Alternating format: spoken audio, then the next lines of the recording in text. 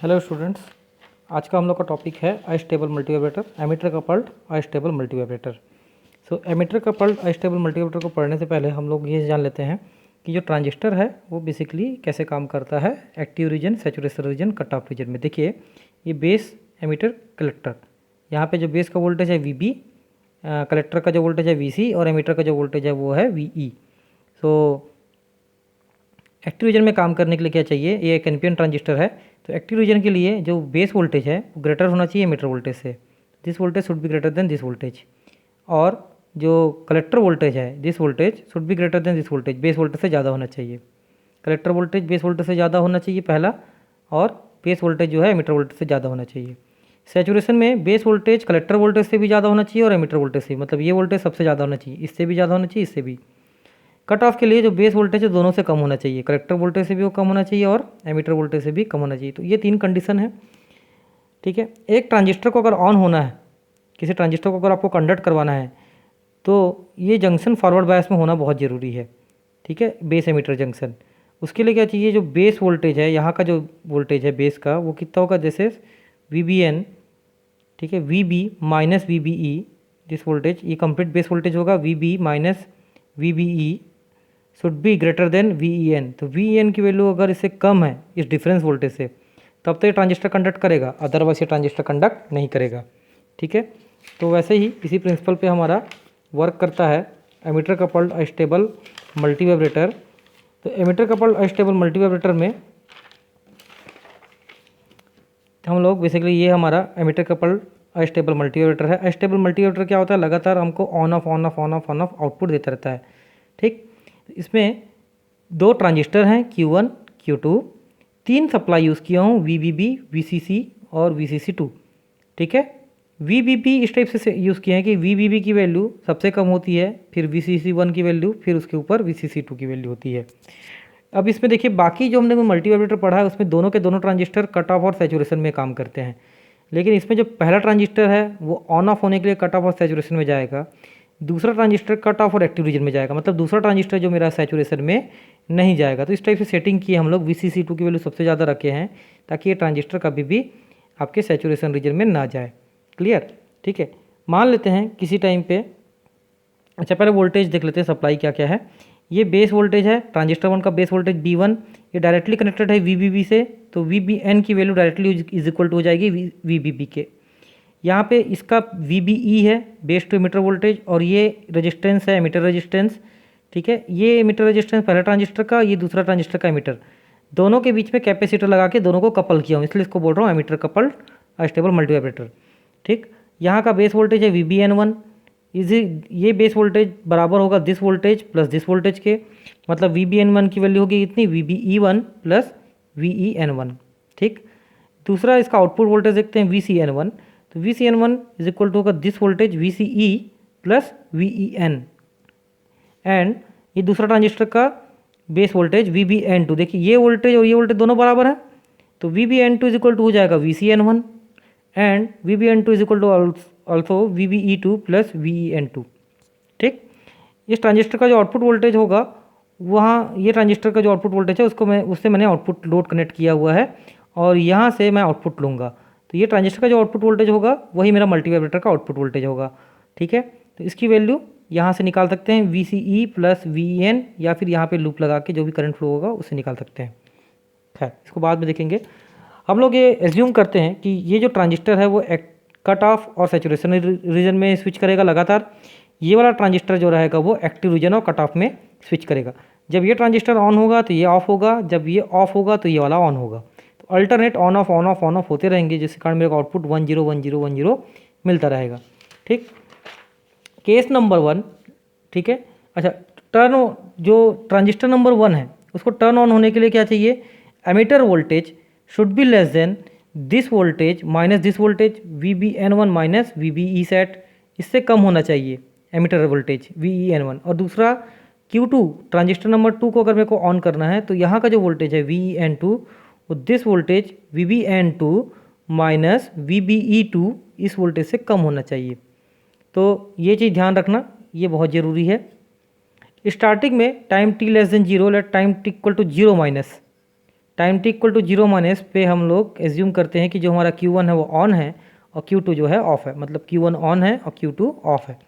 जब Q1 on होगा तो इसके क्रॉस वोल्टेज कितना होगा, VBN1 की वैल्यू होगी this voltage is equal to this voltage VBB। VCN1 इसका आउटपुट वोल्टेज ये होगा VCE set this voltage plus this voltage, VCE set plus VEN1, ये कंप्लीट वोल्टेज। जितना वोल्टेज यहाँ पे आएगा उतना ही वोल्टेज VBN2 में आएगा। तो VBN2 यहाँ 0 माइनस लिखा है, मतलब time T equal to T less than 0 पे मैं कैलकुलेट कर रहा हूँ। VBN2 की वैल्यू कितनी होगी, VCN1 के बराबर, मतलब इतनी ही होगी जितनी VCN1 की वैल्यू है उतनी ही VBN2 की वैल्यू होगी। VEN की वैल्यू कितनी होगी, दिस वोल्टेज, देखो अभी VBN1 is equal to this voltage plus this voltage, इतना voltage VBE2 plus VEN1 is equal to VBN1, तो वहाँ से हम लोग VEN1 निकाल लेंगे, this voltage minus this voltage, ठीक है। तो VBB माइनस VBE सेट, तो ये हो गया VEN1 ये वोल्टेज। VCN2 अभी VCC पे है, मतलब हाई वोल्टेज पे है कुछ।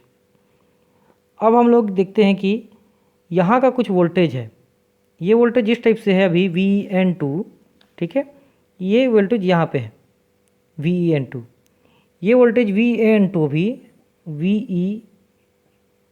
VEN2 is greater than VBN2 minus VBE2। अभी क्या कंडीशन है कि VEN2 is greater than VBN2 VBE2, ये कंडीशन नहीं है, इसके जस्ट उल्टा कंडीशन है अभी, VEN2 is greater than VBN2 minus VBE2। और VBN2 की वैल्यू कितनी है, VBN2 की वैल्यू बराबर है VCN1 की, मतलब इतनी है अभी। तो अभी इसकी वैल्यू ग्रेटर है दिस वैल्यू से VBN2 माइनस VBE2, ठीक है, ये कुछ ज़्यादा वैल्यू पे है, मतलब अभी ये वाला वोल्टेज, ये वोल्टेज फिक्स वोल्टेज पे है, इसका वोल्टेज की वैल्यू है VBB माइनस VBE सेट। अब स्टार्टिंग में देखिए यहाँ पे एक कैपेसिटर लगाया हुआ है दोनों के बीच में, ये एमीटर इस एमीटर, ये ऑफ है ये ऑन है, ये सारे वोल्टेजेस हैं, इसकी वैल्यू इतनी है, इसकी वैल्यू भी कुछ ज़्यादा वोल्टेज पे है, कुछ हाई वोल्टेज पे है इसकी वैल्यू, यहाँ पर की वैल्यू, और ये वैल्यू कम वोल्टेज पे है इस वैल्यू से, यहाँ का एमीटर वोल्टेज ज़्यादा वोल्टेज पे है, बेस वोल्टेज कम वोल्टेज पे, जिसके कारण ट्रांजिस्टर अभी कट ऑफ रीजन पे काम कर रहा है। अब ये कैपेसिटर देखिए यहाँ पे वोल्टेज है VEN1 और यहाँ से करंट फ्लो होता है ऐसा, और ये कैपेसिटर को चार्ज करता है। लेट से कैपेसिटर का वोल्टेज VC है, तो VEN1 यहाँ पे लूप लगाएंगे, VEN1 minus VC1 is minus VEN2 is equal to 0। तो VEN1 की वैल्यू क्या लिख सकते हैं, VC प्लस VEN2, यहाँ पे लूप लगा के। अब क्या है, VEN1 की वैल्यू तो फिक्स है, इसकी वोल्टेज बढ़ नहीं सकता है, तो ये जब करंट फ्लो करेगा यहाँ पे तो ये कैपेसिटर क्या होगा, चार्ज होगा, तो कैपेसिटर के क्रॉस वोल्टेज क्या होगा, बढ़ेगा।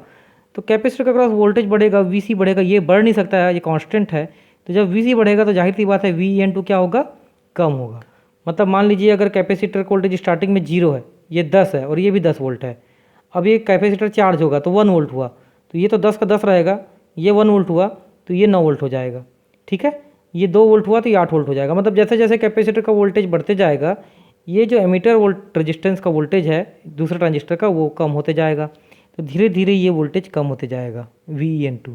एक पर्टिकुलर कंडीशन ऐसी आएगी कम होते होते टाइम टी इक्वल टू 0 पे, टाइम टी इक्वल टू 0 पे ये जो वोल्टेज है VEN2 वो इस कंडीशन को रीच कर जाएगा, VEN2 की वैल्यू कम हो जाएगी VBN2 माइनस VBE2 से, ठीक है।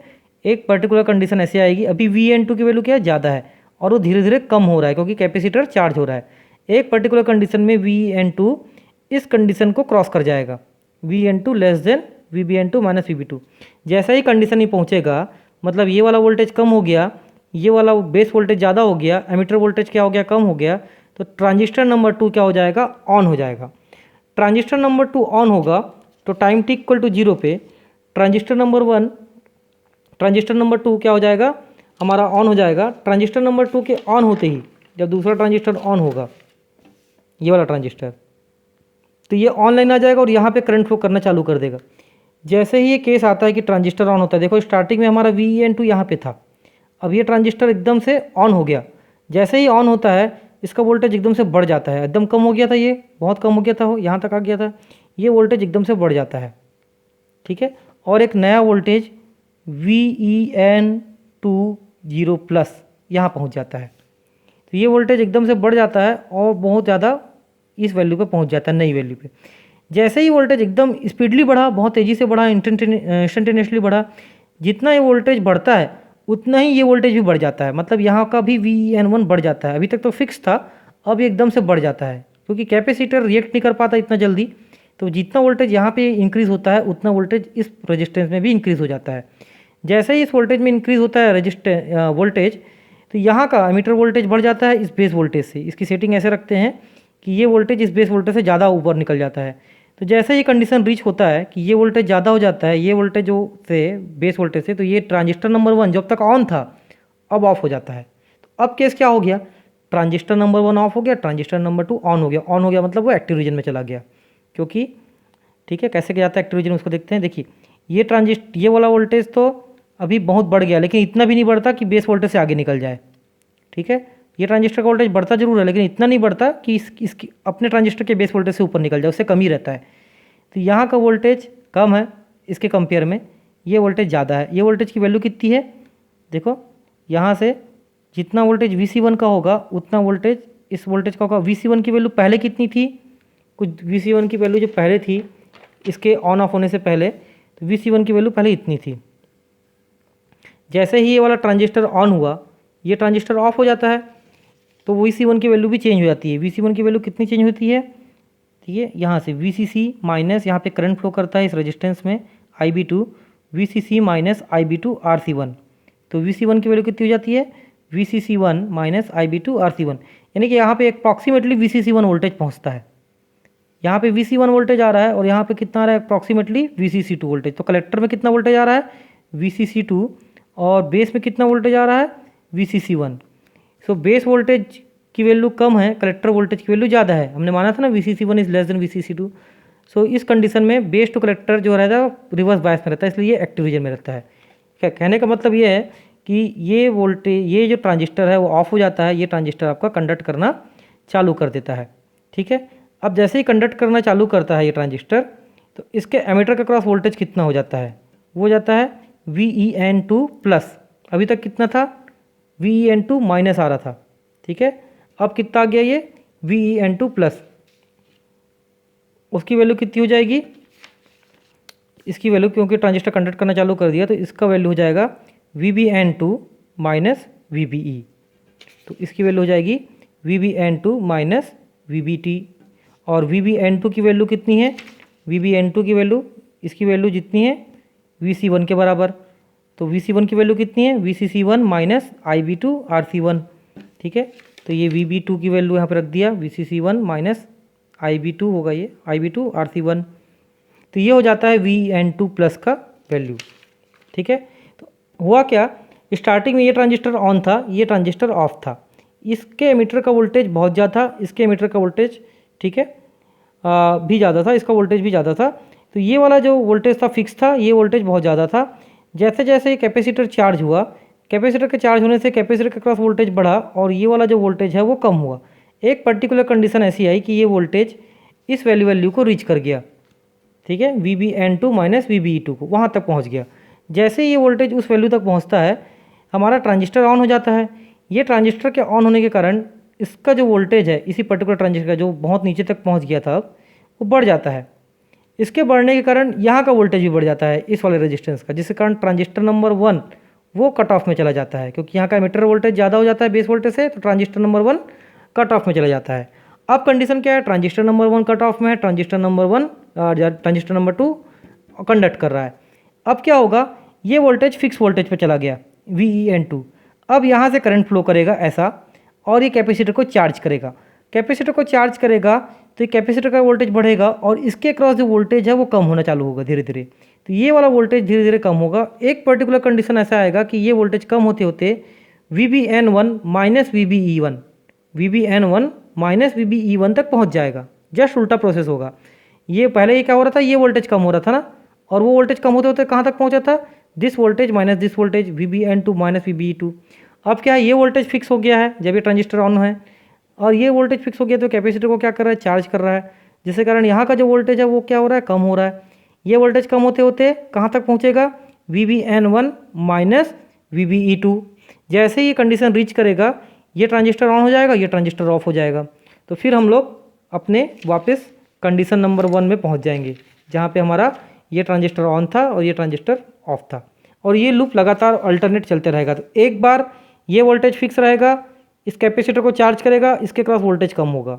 दूसरे बार ये वोल्टेज फिक्स रहेगा, इस कैपेसिटर को चार्ज करेगा, इस वाले वोल्टेज को कम करेगा। तो अल्टरनेट ये एक बार एक वोल्टेज फिक्स होते जाएंगे, दूसरे वोल्टेज को कम करते जाएंगे, जिसके कारण जो वोल्टेज कम होगा उसका जो ट्रांजिस्टर रहेगा वो ऑन होते जाएगा।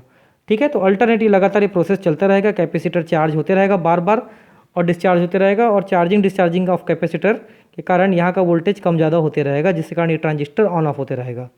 तो उसके कारण मेरे को यहाँ पे VCN2 बार बार अलग अलग मिलते रहेगा। जब ये ट्रांजिस्टर ऑफ होगा तो VCN2 की वैल्यू VCC मिलेगी, जब ये ट्रांजिस्टर ऑन होगा तो VCN2 की वैल्यू 0 वोल्ट मिलेगी लगभग। ठीक है, तो ये VCN2 एक बार VCC और एक बार 0 वोल्ट में स्विच करता जाएगा। ठीक, देखिए अब हमने कुछ वोल्टेज देख लेते हैं।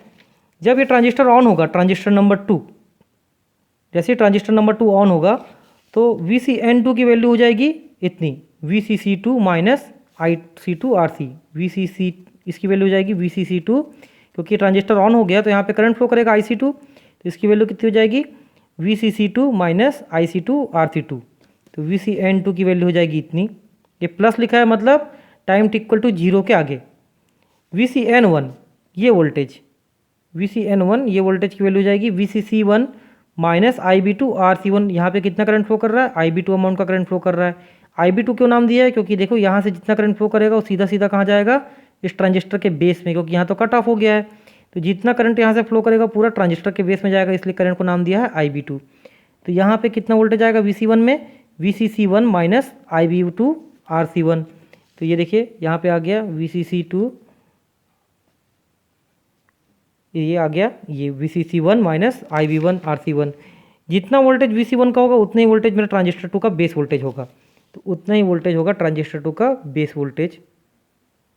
ठीक है, नाउ इस एमीटर जैसे ही ट्रांजिस्टर ऑन होगा, इस एमीटर का वोल्टेज कितना हो जाएगा, VEN2 0 प्लस बोल रहा हूँ इसको मैं, VN2 0 प्लस, ये हो जाएगा VBN2 plus minus VBE2। This voltage minus this voltage is equal to this voltage. ठीक है, तो VBN2 0 plus minus VBE2, VBN2 0 plus ये निकाला हुआ ऊपर, इसकी वैल्यू यहाँ पे रख देंगे, तो ये हो जाएगा VEN2 0 प्लस। स्विचिंग होने से जस्ट पहले, मतलब इस ट्रांजिस्टर के ऑफ होने से पहले, इस ट्रांजिस्टर के ऑफ होने से पहले ये जो वोल्टेज था वो कहाँ तक हमारा डिस्चार्ज हो गया था, ये वोल्टेज लगातार कम होते जा रहा था और ये वोल्टेज कम होते होते इस वैल्यू तक पहुँच गया था। मतलब स्विचिंग से जस्ट पहले इसकी वैल्यू इतनी थी VEN2 की, स्विचिंग के जस्ट बाद इसकी वैल्यू इतनी हो गई, दिख रहा है। स्विचिंग के जस्ट पहले ये 0 माइनस मतलब स्विचिंग के पहले ये वैल्यू थी, ये दिख रहा है इतना। ठीक है, और स्विचिंग के जस्ट बाद इसकी वैल्यू आ गई इतनी। ये वैल्यू कहाँ से आई, ये वैल्यू इतनी थी VBN2 माइनस VBE2। ठीक है, स्विचिंग से जस्ट पहले इस वैल्यू तक पहुँचा था वो। VBN2 की वैल्यू VCN1 थी, जब ट्रांजिस्टर 1 ऑफ था तो VBN2 की वैल्यू कितनी थी VCN1, और VCN1 की वैल्यू थी इतनी। तो VBN2 की वैल्यू यहाँ से रख दिया हमने VCN1 के फॉर्म में, VCN1 माइनस VB, और VCN1 की वैल्यू यहाँ पे रख दिया।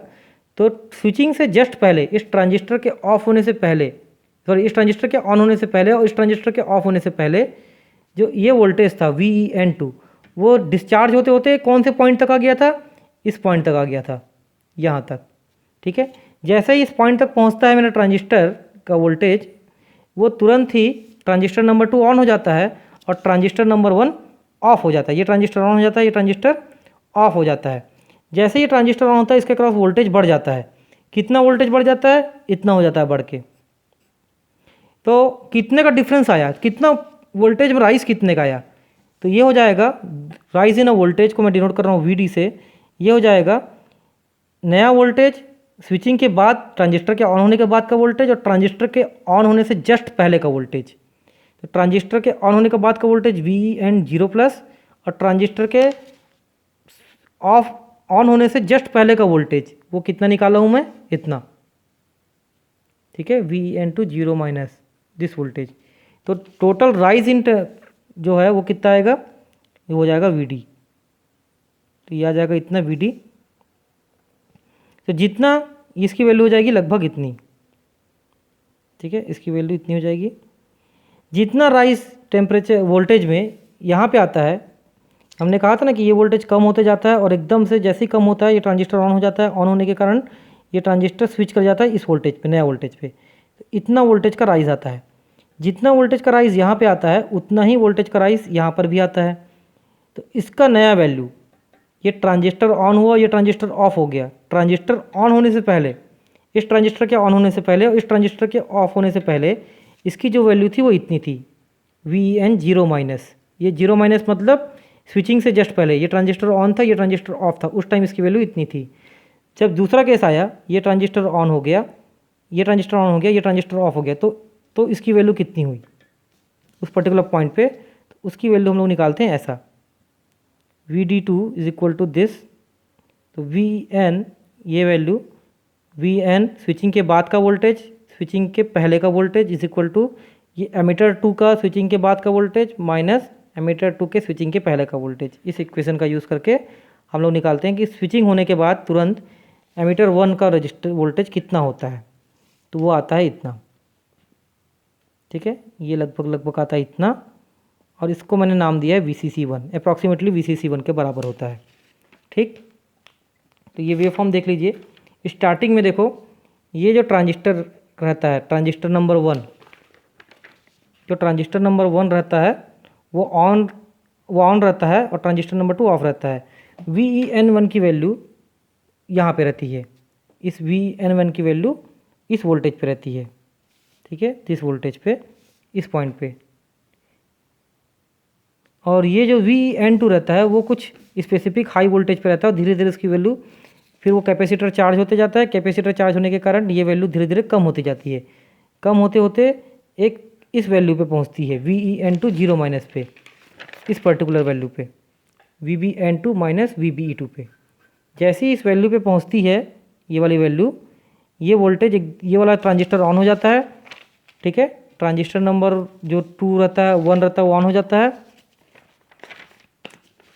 ये ट्रांजिस्टर नंबर 2 जो रहता है वो ऑन हो जाता है, ट्रांजिस्टर नंबर 1 ऑफ हो जाता है।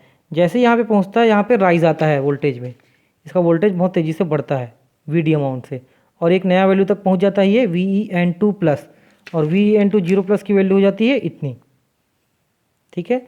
ये राइज इन वोल्टेज निकालने के लिए हम लोग ने ये फार्मूला यूज़ किया है, VEN2 0 plus minus VEN2 0 minus. VEN2 0 minus क्या है, ये पॉइंट, VEN2 0 प्लस क्या है, ये पॉइंट।